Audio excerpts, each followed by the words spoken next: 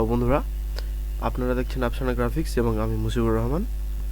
আজকে আমরা চলে এসেছি ফটোশপ লাইভ ক্লাসের ষষ্ঠ পর্বে অর্থাৎ 6th টিউটোরিয়ালে, এবং এই টিউটোরিয়ালে আমরা দেখব ম্যাজিক ওয়ান টুলের ব্যবহার। তো তার আগে বলে রাখি, আপনি যদি আমাদের চ্যানেলে নতুন হন তাহলে অ্যাপের বেল আইকনে ক্লিক করে সাবস্ক্রাইব করুন এবং আমাদের সাথে থাকুন। তাহলে পরে আমরা পরবর্তীতে যে সমস্ত ভিডিও আপলোড করব সেই ভিডিওর আপডেটগুলো আপনি সবার প্রথমেই পেয়ে যাবেন। এবং আপনি যদি আমাদের চ্যানেলে পুরনো হয়ে থাকেন এবং সাবস্ক্রাইব করে থাকেন তাহলে অসংখ্য অসংখ্য ধন্যবাদ। তো চলুন কথা না বাড়িয়ে কাজ শুরু করি, লেটস গো। তো আমরা চলে এসেছি ফটোশপে, এবং ফটোশপে চলে আসার পরে আপনাকে প্রথমে টুল বক্সে যেতে হবে এবং সেখান থেকে ম্যাজিক ওয়ান টুলটা সিলেক্ট করতে হবে। তো এর শর্টকাট হচ্ছে ডাব্লু। আপনি যদি কিবোর্ড থেকে ডাব্লু প্রেস করেন তাহলে ম্যাজিক ওয়ান টুলটা আপনাকে সামনে সরাসরি চলে আসবে, এবং কিবোর্ড থেকে আপনাকে ডাব্লু প্রেস করতে হবে, ডাব্লু, রাইট। তো আমি ম্যাজিক ওয়ান টুলে এলাম। তো ম্যাজিক ওয়ান টুলের ব্যবহারটা সম্বন্ধে আমরা যেহেতু আজকে জানবো, তো প্রথমেই বলে রাখি ম্যাজিক ওয়ান টুলটা হচ্ছে একটি সিলেকশন টুল এবং ইমেজ এডিটিং টুল। তো আপনাদের মনে হয়তো অনেকের প্রশ্ন জাগতে পারে যে সিলেকশনটা কি, প্রতিবার এখানে সিলেকশন করি। তো সিলেকশন সম্বন্ধে একটু যদি বিস্তারিত বলি তাহলে সিলেকশনটা হচ্ছে এমন একটা বিষয়, যেমন আপনি ধরেন নতুন কোনো একটি ইমেজ কিংবা কোনো ছবি কিংবা কোনো টেক্সটের উপরে কোনো নির্দিষ্ট জায়গায় কোনো কালার ফিল করতে চাইলে, কোনো কাটিং বা এডিটিং করতে চাইলে সিলেকশন মানে সোজা কথা আপনাকে নির্বাচন করতে হবে। কোনো টেক্সট এলিমেন্ট শেপের ওপরে হয়তো আপনি কোনো কালার এফেক্ট করতে চাচ্ছেন, কোনো এফেক্ট ইউজ করতে যাচ্ছেন, তো সেক্ষেত্রে আপনাকে প্রথমে যে জায়গায় আপনি এফেক্ট হোক, কালার হোক এবং কাটিং যাই বলুন না কেন, যে জায়গার ওপরে ইমেজে আপনি যা করতে চাইবেন প্রথমে আপনাকে সেই জায়গাটায় নির্বাচন করতে হবে। তো এটা কি সিলেকশন। তো আমরা যদি দেখি সিলেকশনটা কি একটু দেখে নেব। তো এখানে নিউতে গেলাম, ফাইল থেকে নিউতে গিয়ে একটা A4 পেজ নিলাম, অ্যান্ড দেন ওকে করলাম,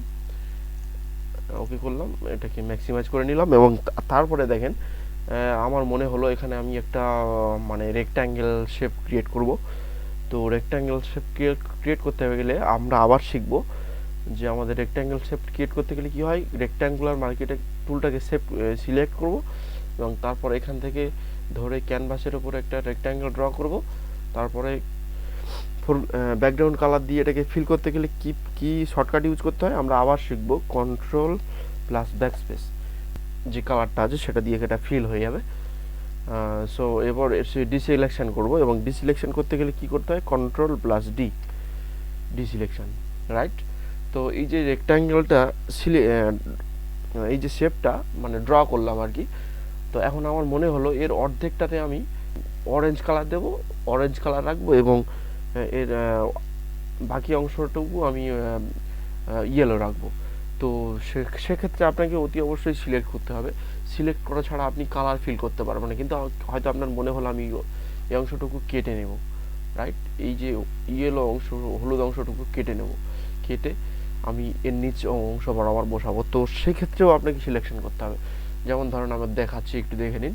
যেমন আমার মনে হলো এই যে রেক্ট্যাঙ্গেলটা আছে এর অর্ধেক বরাবর আমি আপনার অরেঞ্জ কালার দেবো। তো সেক্ষেত্রে আবার রেক্ট্যাঙ্গুলার মার্কেট টুল নিলাম এবং এখান থেকে ধরে এই পর্যন্ত সিলেকশন করলাম। তারপরে আইড্রপাল টুল দিয়ে সচ থেকে অরেঞ্জ কালারটা সিলেক্ট করলাম এবং তারপরে অল্টার প্লাস ব্যাকস্পেস চেপে এটাকে অর্ধেকটা অরেঞ্জ কালার দিয়ে দিলাম। দেখুন এই যে সিলেকশনটা প্রথমে আপনাকে করতে হবে, তারপরে আপনি সেই জায়গার উপরে যে কোনো কিছু এফেক্ট এবং যে কোনো কালার যা কিছু আপনার মনে আছে তো সেটা আপনি করতে পারবেন, ঠিক আছে। তো এই ছিল সিলেকশন। তো এবার আসি ম্যাজিক ওয়ান টুলটা কি। তো ম্যাজিক ওয়ান টুলের শর্টকাটটা হচ্ছে ডাব্লু। প্রথমে বলে নাও ডাব্লু। আপনি কিবোর্ড থেকে ডাব্লু প্রেস করলে ম্যাজিক ওয়ান টুল সিলেক্ট হবে। দেখেন আমি ডাব্লু প্রেস করলাম, ম্যাজিক ওয়ান টুল সিলেক্ট হয়ে গেল। এবং এরপরে আপনি অপশান বারে কিছু আপনার অপশান শো করবে। তো এটাকে প্রথম এই সম্বন্ধে বিস্তারিত জানার দরকার নেই, এটা পরে জানবো। প্রথমে আপনাকে বলি ম্যাজিক ওয়ান টুল হচ্ছে এমন একটা টুল যেটা দিয়ে আপনি যে কোনো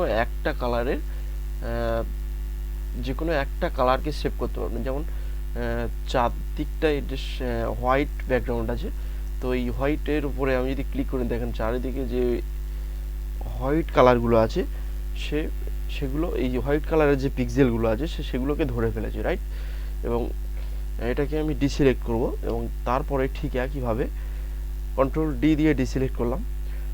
তারপর ঠিক একইভাবে আমি এখানে অরেঞ্জ কালারটার উপরে ক্লিক করব, রাইট। তো অরেঞ্জ কালারটার উপরে ক্লিক করলাম, দেখেন অরেঞ্জ কালার যে পর্যন্ত আছে সেই পর্যন্ত যে পিক্সেলগুলো আছে সেখান থেকে ধরে ফেলেছে। অ্যান্ড দেন তারপর আবার মনে হলো আমার যে আমি আমার এটা সিলেকশন তুলে দেবো এবং আমি ইয়েলো যে কালারটা আছে এটাকে অন্য কালার করব। তো ইয়েলো কালারের উপরে ক্লিক করলাম, দেখেন যতটুকু পর্যন্ত ইয়েলো কালার আছে ততটুকু পিক্সেল সে ধরে ফেলেছে। এবং আমার মনে হলো এই ইয়েলো কালারটা রাখবো না, এখানে আমি ব্লু দেবো। তো আবার আইড্রপার টুল নেব, আবার সোয়াচে যাব, সোয়াচ, তো এখান থেকে আবার ব্লু কালারটা সিলেক্ট করব, আবার অল্টার প্লাস ব্যাকস্পেস দিয়ে এটা ফিল করব, রাইট। তো ম্যাজিক ওয়ান টুলটা মূলত যে কোনো একটা কালারের সিলেকশন করতে আমরা ব্যবহার করে থাকি।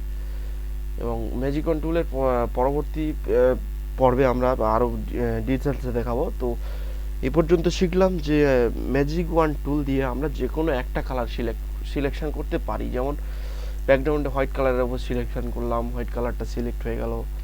অ্যান্ড তারপরে আমরা অরেঞ্জ কালারটার উপর সিলেক্ট করলাম, অরেঞ্জ কালারের যে পিক্সেল আছে সেই পিক্সেলগুলো ধরে ফেললো।